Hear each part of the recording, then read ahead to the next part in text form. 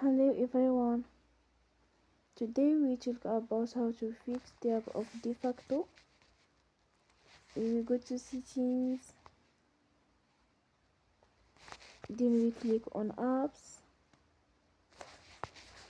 After that we search the app DeFacto and then we click the wheel on Forcestop.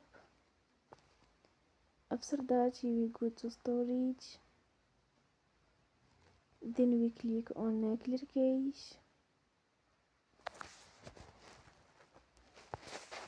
You will go to Play Store and they will update your app. Don't forget to support us by like and subscribe. See you next time and thank you for watching.